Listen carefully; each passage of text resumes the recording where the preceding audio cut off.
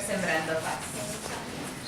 Ricardo is a human rights lawyer, for those of you who do not know, and Mennonite peace activist. He has dedicated his entire life working for the benefit of Colombia's most marginalized people.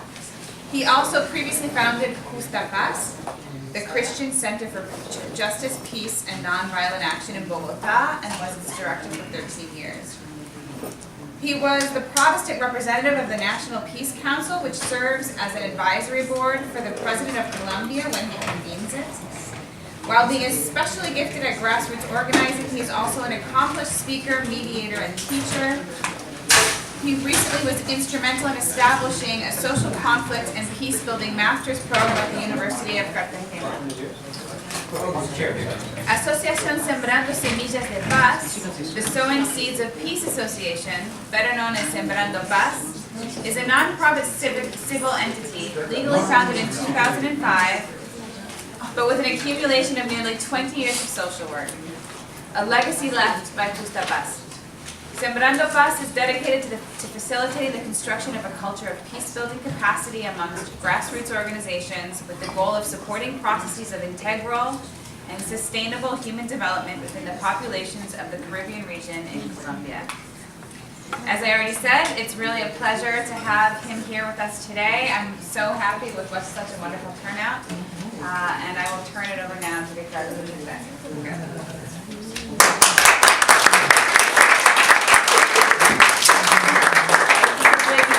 Puedes quitar el... para las preguntas nomás.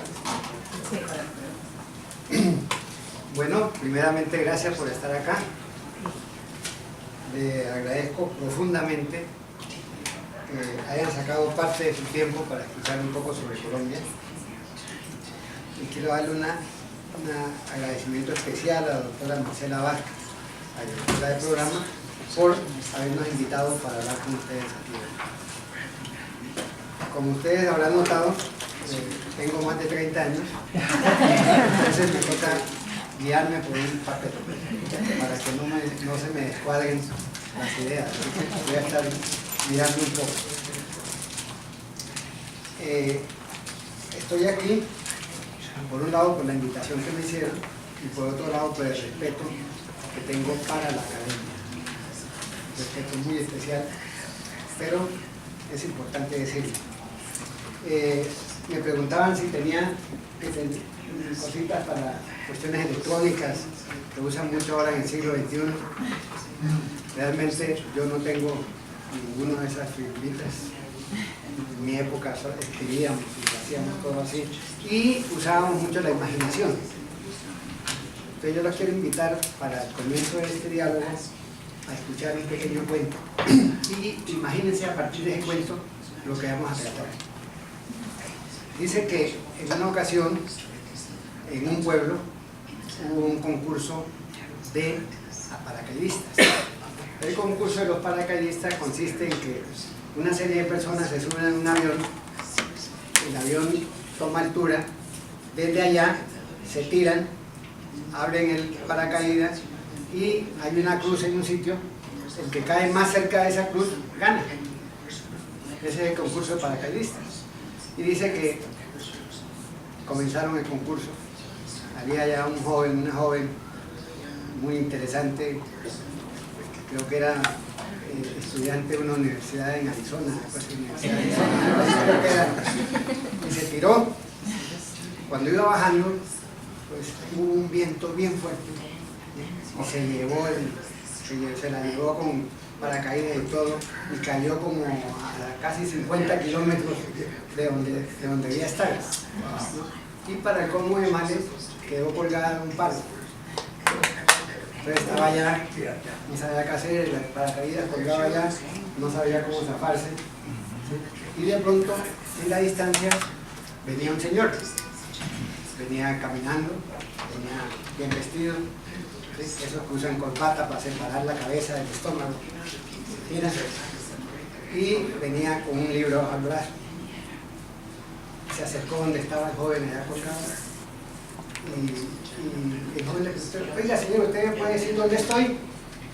Y este hombre le quedó mirando y le dijo: estás colgado, compadre. Y el muchacho le dijo: Debe ser filósofo, ¿no es cierto? Le dice, sí, claro, soy profesor de la universidad. ¿Por qué? Porque dice cosas que son ciertas, pero que no me sirven a mí para nada. Dice cosas que son ciertas, pero a mí no me sirven para nada. Muchas veces es importante lo que hacemos, cómo en un momento determinado puede servirle a la gente que está viviendo el asunto en el momento. Y eso a veces descuadra un poco la academia con la realidad. Pero eso en otras universidades, no aquí. Yo imagino que están bien conectados con la realidad, pueden trabajar muy bien. La idea es que hablemos un poco sobre Colombia.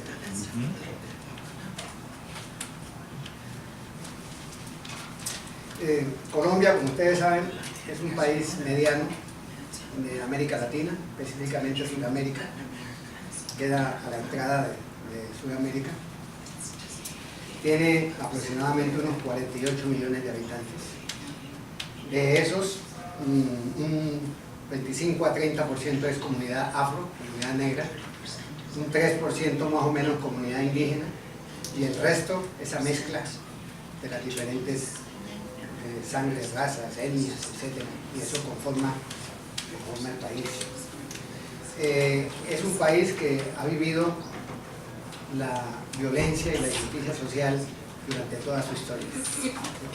Desde hace 200 años, cuando hubo las guerras de independencia, en que se separaron de España, se constituyó una constitución para garantizar los derechos de los hijos de los españoles. Y ha venido en eso durante los 200 años casi guerra continua. Unos momentos de paz, otros momentos de guerra, pero realmente eso ha sido permanente. Guerras civiles, guerras internacionales, etc. El siglo XIX se terminó en guerra. Allá hubo una guerra que llamaban de los 1000 días, se separó Panamá. Después comenzó el siglo XX en guerra, duró todo el siglo XX en guerra, terminó el siglo XX en guerra y comenzamos el siglo XXI en guerra, pero intentamos terminarlo en paz, justa y verdadera. Esa es la aspiración, y sobre todo personas de mi generación nos gustaría dejar algo más en la retina y en la mente de los jóvenes, algo más que la sensación de guerra. Quisiera hablar específicamente de la última época, acá, de los últimos 50 años para acá. Hubo una época que llamaban la época de la violencia. En el año de 1948, en abril del 48, había un líder carismático que se llamaba Jorge Eliezer Gaitán. Lo asesinaron en Bogotá y hubo lo que llamaban el Bogotazo, una revuelta impresionante que casi destruye en Bogotá. Y a partir de eso se generó una guerra que llamaron la época de la violencia. En esa guerra fue más o menos del 48, más o menos hasta el 60. Y allí hubo todas las barbaries que querramos entender, y dicen que arrojó unos 300.000 muertos en ese 10 años en Quito. Fue una cuestión bien fuerte. Después hubo un acuerdo entre los dos partidos. Allá existe el Partido Liberal, el Partido Conservador, y crearon algo que llamaban el Frente Nacional. Y en el año 1957 se hizo, de ahí continuaron, y eso más o menos uno puede hablar que se acercó hasta los años 50, hasta los años 60. Después de eso, pues, es decir, se dedicaron a asesinar a los líderes guerrilleros que han entregado las armas. Eso revolucionó otra vez todo y otra vez se inició. Y se inició un pequeño grupo en un lugar que llamaban Marquetalia, que se llamó Fuerzas Armadas Revolucionarias de Colombia, FARC. Pero no era el único grupo, eran otros grupos más. Y ahí comenzó esa última etapa de los últimos 50 años, donde surgieron muchos grupos armados. Hubo el M-19, el Quintín Lamen, el EPR, el EDPL, el ELN y todos los grupos con el abecedario que ustedes quieran poner que existieron.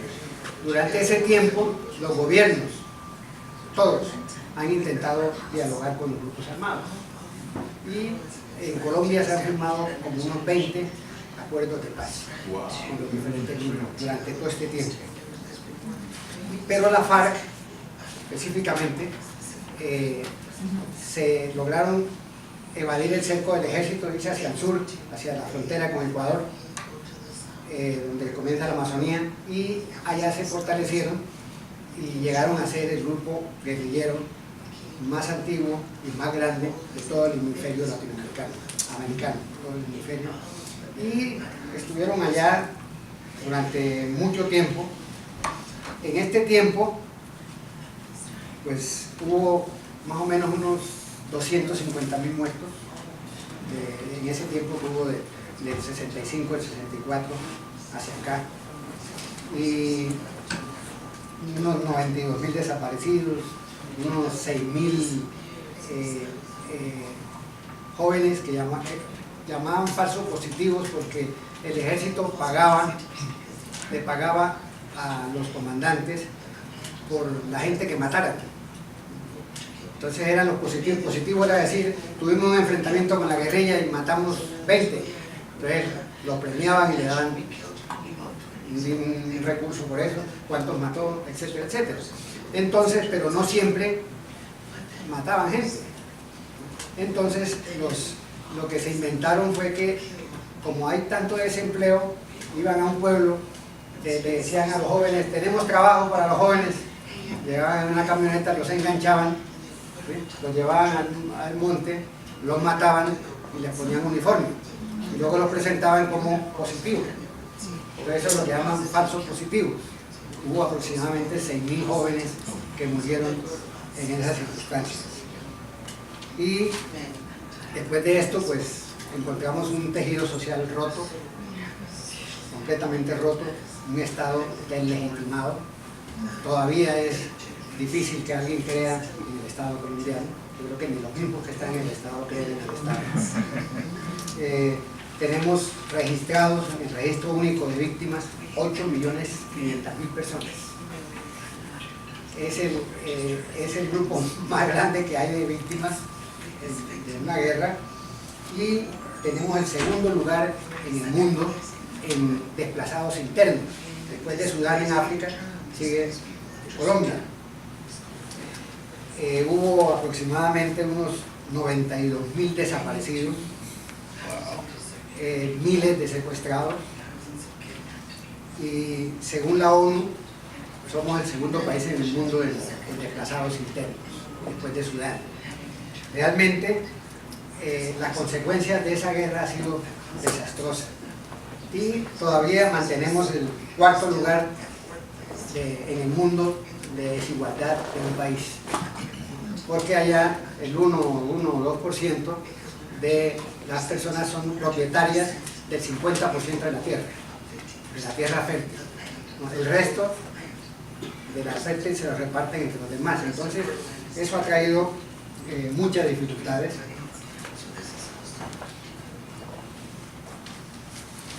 Y eso es como la guerra de los últimos 50 años. Nosotros queremos invitarlos a ustedes a mirar el ejercicio que estamos haciendo actualmente, ¿sí?, que llamamos el proceso de paz.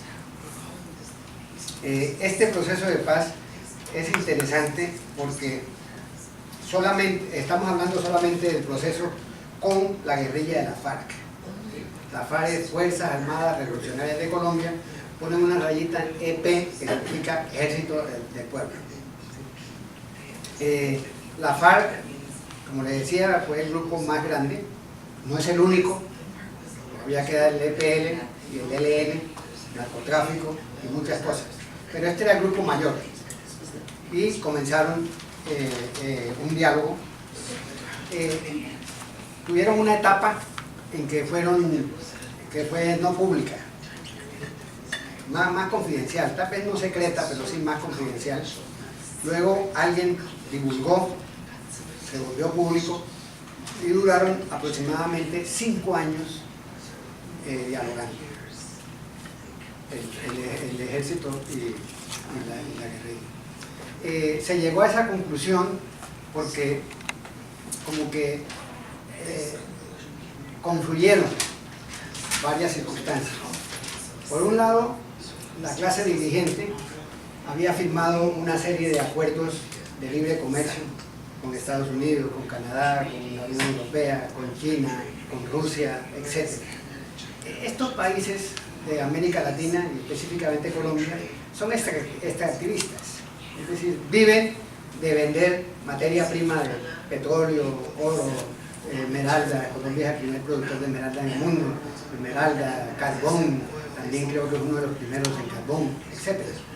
Entonces firmaron todos esos acuerdos. Para ellos poder beneficiarse realmente de esos acuerdos, necesitaban terminar con la guerra, porque ninguno de esos productos están en Bogotá, que es la capital, están en el campo.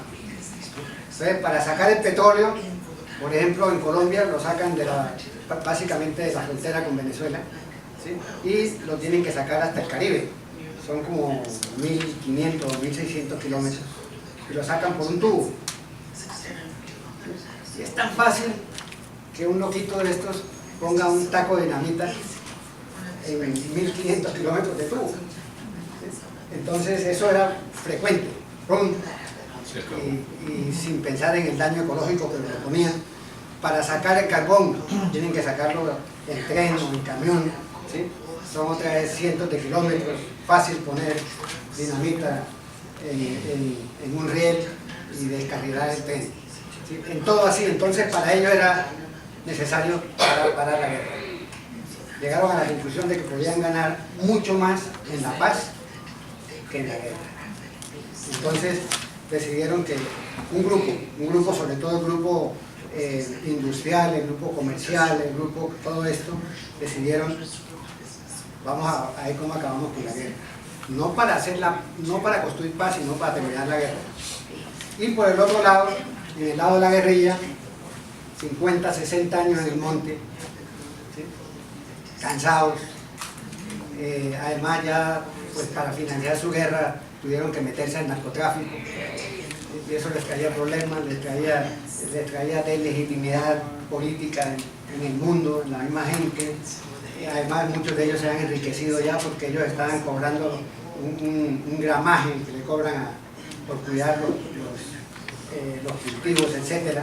Y llevaban ya más de 50 años tratando de tomarse el poder por la guerra y no han podido. Entonces llegaron a la conclusión que podían ganar políticamente más en la paz que en la guerra. Esas dos ideas confluyeron, además con el momento en que uno de los prototipos de la oligarquía colombiana, de las familias que han tenido presidente, de abuelo del presidente, bisabuelo del presidente, etcétera, que son los Santos, dueños de los periódicos y de todo, a él, Juan Manuel Santos, se le metió que él iba a pasar a la historia por conseguir esa paz, y le metió todo su capital político, y tal vez era una persona como él el único que podía hacer eso, que por lo menos no lo iban a matar, y se metió y lo hicieron. Entonces comenzaron ese proceso. Como les decía, duraron 5 años,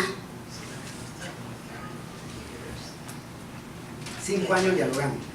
Imagínense ustedes ese diálogo.